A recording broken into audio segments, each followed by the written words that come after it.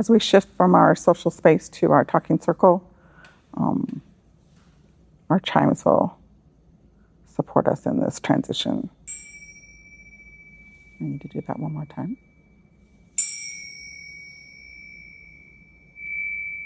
My full name is Shannon Gonzales-Miller, PhD, Dr. Shannon Gonzales-Miller, and my title is faculty.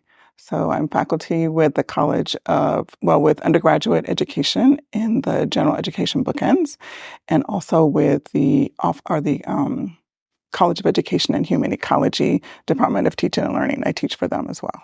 Through my engagement with the Columbus community, I certainly have, I think, a strong sense of the what happened. So in this general area, what we now know as Columbus, but really a broader area, was inhabited by the Delaware, the Shawnee, what we now know using the English term as the Shawnee. The Miami were a little bit further south.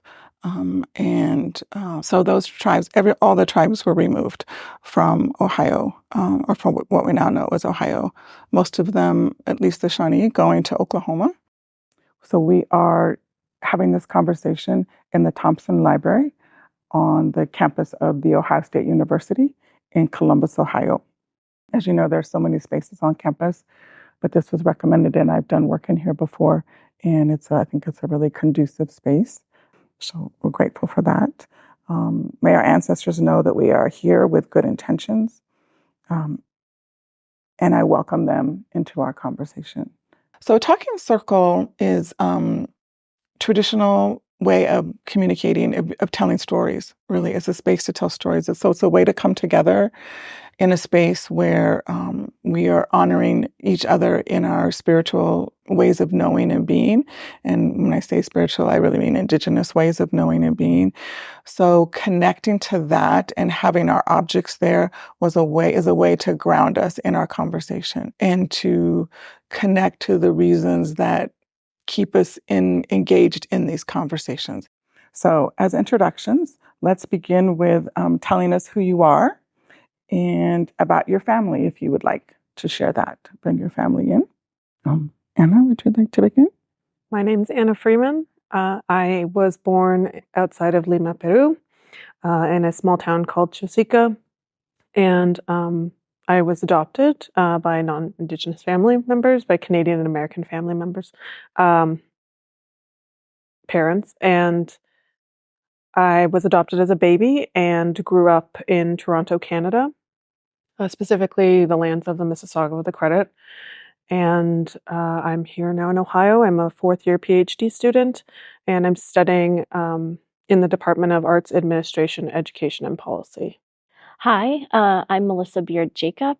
I grew up in northern Michigan, in Sheboygan, Michigan. I lived there majority of my life until I went away to college at Michigan State University, which is where I met my husband, Jason. And we have two kids, Eloise and Elliot. And the three of us are all very proud enrolled members of the Sault Ste. Marie tribe of Chippewa Indians. As I said, I call Michigan home, specifically Mackinac Island, is where all my ancestors are from. And most of my current family still reside there. I'm the outsider here. Down in Ohio, I was brought to Ohio to work here at Ohio State. I was the former coordinator for Native American and Indigenous students in the Multicultural Center, which has now since changed its name. And I was here for 8 years. So that's what is bringing me to the space today. So thank you. Hi, I'm Yvonne McGarry. I was born in Interior Alaska, so I am from the Native tribe Athabascan. We moved to Ohio in 1980. My dad is from Central Ohio, so we came here, my parents, and they had 3 children, and it was it was quite I guess I should call it adventure, but also very difficult to move far away from family. So I've lived in Central Ohio since then, went to high school, and then because of Ohio State's so close proximity. I did go to school here and graduated and have continued to live here and expanded my family. And through that, I have my mother. So this is like 1980, early 80s. She was able to connect with the Native American Indian Center in Central Ohio and connect to other natives, and then maybe help me foster that so that when I came to Ohio State, I connected with others, and that's what brings me here. My name is Natasha Myhall. So I was born actually outside of Salt Lake City, Utah, in a town called Tooele. But my parents actually met and grew up here in Northeast Ohio in Cleveland. So my father is Ukrainian and my mother is Ojibwe. So we were in Utah for a very short amount of time for my dad's job. Don't really remember that. But when we moved back to Cleveland, that's kind of where I was raised, went to high school. I'm also a member of the Sault Ste. Marie Tribe of Chippewa Indians and have a lot of family in northern Michigan. A lot of my Native family comes from St. Ignace, and so spent a lot of summers traveling up to our tribe's powwow and visiting family that still are in northern Michigan. I think growing up in Ohio, my experiences sort of with, being within a space that is not always super friendly towards Indigenous people. I honestly wasn't until I left for my education. I went to the University of Minnesota Morris, which is now recognized as a non-tribal serving institution because they're formerly a boarding school. So I went there because of their tuition waiver, and I left Ohio and was suddenly surrounded by a lot of Native students, and that for me was super transformative. And past that, went to graduate school kind of farther and farther away from Ohio. And then what brought me back was the hiring that Ohio State did, where they brought in 6 tenure track lines for Indigenous Studies faculty. So I saw the position. I was finishing up my PhD. And quite honestly, I never thought Ohio would have a position like this in the sort of work that I do in Indigenous environmental studies. So I applied and ended up bringing me back home. So I moved back after being away for like 10 years in the fall. So. Hishje, I'm Athachugan or Arthur. I am a senior student at the Ohio State University. I am a citizen of the Muskogee Creek Nation and Cherokee Nation descent. So I grew up in Northwest Arkansas, and I know Columbus from an institutional college level. I've been here for 5 years as a student worker involved with community level kind of events making and things like that. So I'm mostly my mom's side, the last name is the Fosters. My dad's side, last name the Matlocks.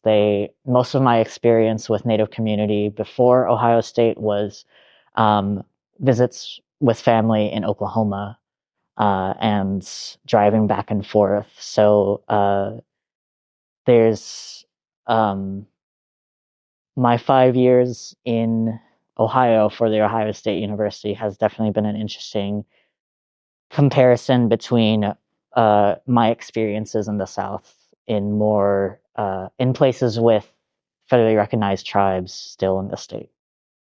I just had a conversation with the student group last week and reminded them that we don't have to do any of this. There's a reason, and it's important that we connect to that reason why that we're here and continue to have these conversations or continue to do the work that we're doing, because we don't have to. But if we're going to, then let's connect to our ancestral knowledge while we're doing the work. So it was a way for us to try to make the shift from the academic space, even though we were in an academic space and we are on an institution, academic campus, but to think about inviting our ancestors in, which is why I asked them to talk about who they wanted to, what part of their families they wanted to bring in, but to invite the ancestors in. So it's just a way essentially of holding space for not only us, but for our ancestors. I didn't specifically want to use a talking stick. I haven't done that. A talking stick is one that's used, something that's passed around, and that person that holds the talking stick is the one that has to speak and everybody else is listening. So it's also a way to acknowledge or to center listening. Listening is a huge part, that we're listening to each other. We're listening to respond and connect, not to offer something different, but just how can we connect? And so that's what the talking stick represents. But I haven't used a talking stick in talking circles since COVID. So My name is Tim San Pedro. I am an associate professor in the Department of Teaching and Learning. My focus is critical studies and education, race, justice, and equity. Been here 11 years now. I was born in Lander, Wyoming, right near the Wind River Reservation, and grew up in Polson, Montana, on the Flathead Indian Reservation, home to the Salish, Kootenai, and Pongre peoples. I am Filipino and white, and I have always been welcomed into gatherings and events and into the lives of Native and Indigenous people. And it's through that invitation that I'm here today as well. And I think that that's, for me, my position is important as a non-Native person, as a listener, waiting for invitations into conversation and not assuming that my position is welcome, but waiting for that. I'm the youngest of 5, and I very much act like the little brother still in all of my relationships. My work has focused over the years on a number of different things. Mostly I've focused on the ways that Native knowledge and wisdom, when centered in schooling spaces, has the ability to impact all students in positive and productive ways. So my work focuses on significantly shifting curriculum and pedagogy and relying on Indigenous paradigms in order to do that for the betterment of all students, and continue to follow that path with many of the people that I've worked with. So happy to be here. I am a Two-Spirit Afro-Indigenous artist, alchemist, and I'm leaving my labels there for now. I'm born and raised here in Columbus and on this campus. This campus is my home. The people here in this room are my family in terms of my sense of indigeneity to Turtle Island. Otherwise, on my dad's side, being Black and Indigenous, but also Irish and English, and apparently German. That's a new thing I'm learning right now. Is this sense of being mixed Afro-Indigenous and all these cultural voices of understanding that I've been trying to understand what home is for me. And so a lot of my work as an artist specifically is about somatic practices in terms of reparative practices. So connecting to the body, to sensory experiences, to understanding the ways in which I believe we're all coded in our DNA with that wisdom. We don't have to get it externally.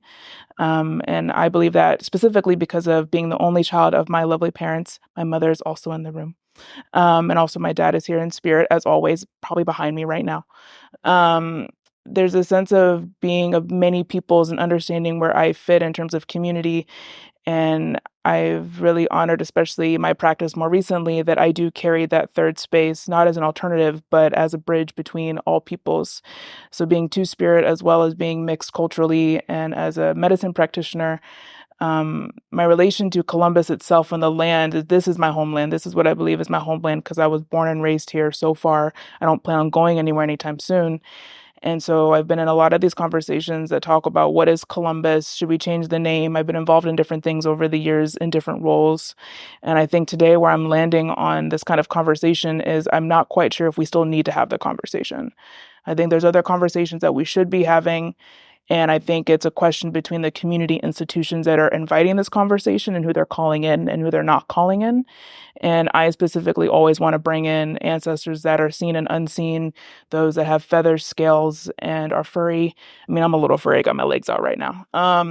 But, all peoples, all ancestors, all kinship. And so that's what I kind of talk about in either my more public facing kind of work or even my private practice is what is kinship and what does that mean in terms of how I'm connecting with that throughout my day as a ritual. And so convening in this way is a part of that, but also simply having my favorite cup of tea is convening with kinship and the plant medicine as well. So I think this conversation is really interesting. I'm trying to figure out what I want to say about it that isn't something I've already said. So I'm kind of here to be maybe more observant and then chime in when necessary, but I'm kind of filling the room out, I think, today. Hi, my name's Lakaya. I am a third-year undergrad sociology major in American Indian Studies minor here at Ohio State. I am a Arikara and Yaqui tribal affiliation, citizen of the MHA Nation. I am Arikara and Yaqui on my dad's side. My dad's mother is Pascua Yaqui and grew up in Arizona, and my dad's dad is Arikara and grew up in North Dakota. So they met when my grandfather joined the military, and my father grew up in Tucson, Arizona. And I was raised by my mother in Ohio. So I was born in Pittsburgh, Pennsylvania, grew up, spent most of my life in very rural Ohio. So I also kind of consider myself born and raised here, but have family connections from all over the United States. So I kind of take that into consideration, I think, also. Hi, everyone. I'm Madison Eagle. I'm the granddaughter of Jimmy Eagle and Wanda Hicks and Alfred King and June King, and they're here with us in spirit. I am Cherokee and Shawnee descent, not enrolled. I have been in Ohio my entire life. I grew up understanding who we were and our cultural identity, and but not really knowing that in the context of being in community. Um, and so my main exposure was our native mascot in my grade school, and having that exposure to people who think that we don't exist and that we aren't here. And I came to Ohio State in 2010. I wanted to be here because they'll have an American Indian Studies program, and I was like, I gotta find my people. And so I wanted to come here for that and for this work to support Native students on our campus, and to make sure that students know that they belong here. And it is important that they are here. So I am Shannon Gonzales-Miller. I am the daughter of William Gonzales and Shirley Batchelor. So I should say on my father's side, we identify as Ute or Southern Ute. And my mother's side identify as Spanish and Scottish. So I have what I would call a colonized name. Or Gonzales is our colonized name. We lost our native name quite some time ago, several generations ago, due to this colonization, the Spanish colonization of Colorado, what we now know as Colorado. But in 1984, I decided to pursue my degree here at Ohio State because I knew I always wanted to go to school. I ended up getting my bachelor's degree, and then was invited to do a master's degree. So I got my master's degree. It took me 11-ish years, but no one's counting. So finished that in 1999, and then was on the pursuit as I was invited into each space to continue my education, invited to pursue my PhD. Ran into several obstacles and decided, no, that's not going to be for me. Not too many things are going on. And then 11 years ago, Timothy San Pedro arrived, and I went to his job talk. And then I word vomited after his job talk. I ran up to him and told him my whole story. I don't think he was listening to anything I said because he was interviewing. And I decided, oh, if he's going to be here, I can do this work. And so I continued to, along the process, to, as a very old student, pursue my PhD and finish my PhD in 2020. And now doing what I love, what I've always wanted to do, full-time faculty at Ohio State. So I plan to, be like the presidential candidates and work till like I'm in my mid 80s is my goal. So, so I'm honored to be here as an elder and to hold this space for what's so important to me as being the mom of an Indigenous, Afro-Indigenous artist, scholar, intellectual, medicine person.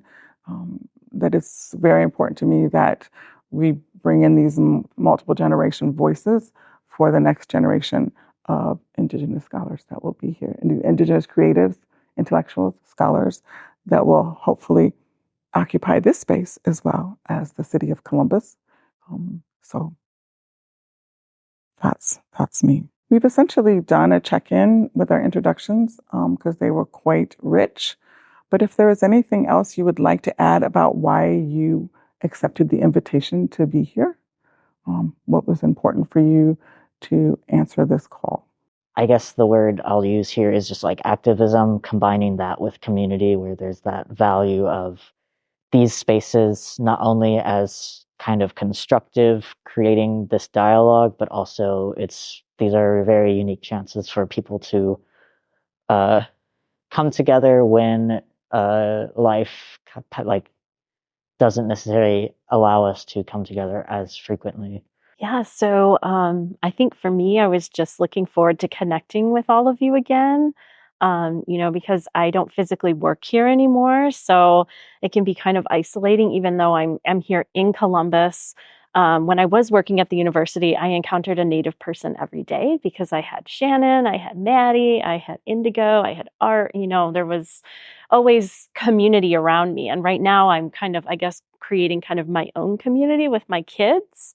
But it's a little different when, you have your family, but it's nice to also have some outside community as well. So I think for me, it was just really nice to come back and connect with everybody and feel a part of the space again, because it had been a while. Growing up in Northeast Ohio and outside of Cleveland, is different than being from in Columbus. So while I do have some experiences of being born and raised in Ohio, quite honestly, I didn't spend a lot of time in Columbus growing up. Never went to an Ohio State game, didn't come down to Columbus. So I felt like I was just up in Cleveland and then like in Michigan, kind of everywhere else. So I think for me, I'm personally just very curious about what the city of Columbus is trying to do, how they're engaging with Indigenous folks.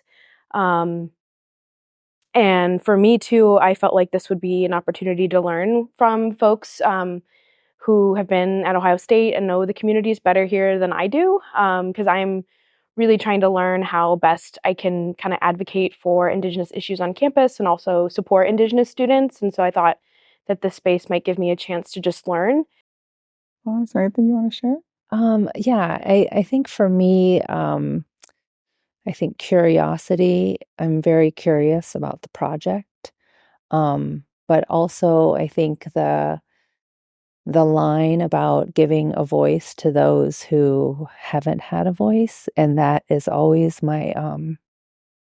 I don't like to answer that call, so I'm really leaning in. This is a big stretch. I think it's important to acknowledge that this time that we're living in right now, we're in this moment where we're seeing the effects of multiple movements: Water is Life, missing and murdered Indigenous women, Black Lives Matter, and we're having somewhat of an awakening. At the same time, we're also seeing the pushback to that awakening. And so I guess I'm here with quite a bit of skepticism in that, when something is stirred up, a consciousness is stirred, usually what happens is that people ask to listen. And listening is important, but listening without action beyond it is something that we continue to see. And so there's a bit of skepticism in this project. But that said, I think the people and the voices in this circle are ones that this city and beyond need to hear from. And so I'm here to listen and to learn about new directions that we can offer. And I hope that people listen, not passively, but actively and with agency. I didn't want to be here. I'll be honest, I didn't want to be here. It has been really difficult for me in the past year or so to be called into spaces like this and have whatever I bring to the space be used in different ways. And for years after graduating in 2017 from here, and even during when I was a student, I wanted to use that position kind of as like, you could call it the cyborg, but or a parasite, like I really wanted to have all the knowledge I had from being conditioned by this university to then give the knowledge and awareness to people to get into this space because I'm here in a way that I probably shouldn't know all the knowledge that I have. Usually when we're together, we can very much talk in a non-Western way to each other. But in a formal space, I think we shifted back to a very Western way of processing information. Other than Indigo, who stays in her medicine space and draws people in to the way in which she processes the world and understands the world. And so that was the first time that we had been in a formal space like that together. We have been in spaces together, but not in a talking space that we shared together. So listening to her in that space, connected, knowing that she was connecting to her people. And she said that on both sides, that she was connecting to her people. And she was speaking from a healing space. I felt she was speaking from the notion of this is what we need to do for ourselves and this is what we need to do for our community. And if we don't prioritize that, then everything else, let's let go of policies because policies aren't going to help unless we understand who we are in this space. And not that we have to acknowledge all of our wounds and the ways in which we've been hurt, but we also don't need to ignore them and act as if they don't exist and be dismissive of them. We all carry so many connections to each other. And so to not have a conversation to say, like, yeah, we are related and not have it be through a certain doctrine of belief is something that I've been trying to navigate without being pushed into a Native voice or a Black voice. I definitely don't like getting pushed into a femme voice because I'm femme-bodied. That's been a huge, I feel like a distraction for people to actually hear what I'm trying to say. In terms of where I'm coming from. And if I could transform into a dragon or a chimera or a squid, I would, right? Like I want you to see all those ideas of what it means to exist and how that relates to then the specific places that we may put boundaries, but to understand where we are in the land itself and the trees around us and all that. So being here and trying to understand how I'm wanting to show up in this way in these conversations is something that I'm very actively working on. I also think about my family with my partner who is also Indigenous. He is a citizen of the Jemez Pueblo tribe of Mexico and Winnebago of Nebraska. Our son is enrolled with Jemez Pueblo, and so I have been thinking and preparing a lot for him to exist in Columbus and what that means to exist as an Indigenous kid. Anything that sort of incites change is very exciting for me. And I've been struggling a lot with, I guess, coming to terms with the fact that change doesn't happen nearly as fast as we ever want it to. So I've been sort of like teaching myself patience in that way. But I do still think it's important to sort of do what you can, do what is within your means. And I've always considered myself someone that feels the need to speak up and sort of like advocate for those sorts of social change, like you were talking about, movements that need that need voices behind them, that need passion behind them. So I think that's kind of why I chose to be here. I am hoping to make a difference with my work as it pertains to the removal of some of the tribes here. I hope to respond to what their needs are today, but I've also been nervous, but also very interested in meeting more Native people on campus. For a long time in my education, I've worked towards, I didn't realize this until later, but I've been interested in history because I don't know my own. I think it's important for the city of Columbus and whoever else is going to be watching the video and learning from this project to know this is what we look like today. This is who we are today. 46% of the curriculums, K through 12, do not, in the United States, do not mention Native Americans at all. So almost half of the states don't have anything about Native Americans. 70% that do have in the curriculum don't mention anything after 1900. So then we're stuck in the past. We are essentially, that's where the scholars, contemporary scholars would say, well, we're erased, we're invisible, because the image that you have are people in half-dressed, feathers, or headdress, teepees, which not all Native people lived in teepees, but those with the images in the history books is what we're left with. It's important that we remind people that we are still here, which is a mantra that we often hear in the Native community, that we're still here. And as the daughter of a boarding school survivor, it's really important that I say and acknowledge that survival, that my father survived that, and I've survived this, being here in this space. It's also important, I think, that we share the notion that we do not hold the answers for this community. We absolutely do not hold the answers. But it is important for us, like everybody has said, to come together to support each other and our experiences of trauma, of hurt, of joy, of being together. As Indigo said, you are my family in every way. And you all are part of my personal healing and my ability to do this work and remind me to step up into this space. As we think about what it means to be urban Indian, which was my research area, to understand what can we learn from urban Indian experiences, urban Indian student experiences on campus. And that means redefining or extending the definition of who is Native and what that means. And so, again, we don't hold the answers, but we can start by making sure that we can be strong in our community and we feel comfortable with each other. And then it's going to be up to others to address these issues. It's not necessary for us. So all of those that said, why we're called into these spaces and then nothing happens, this is for us.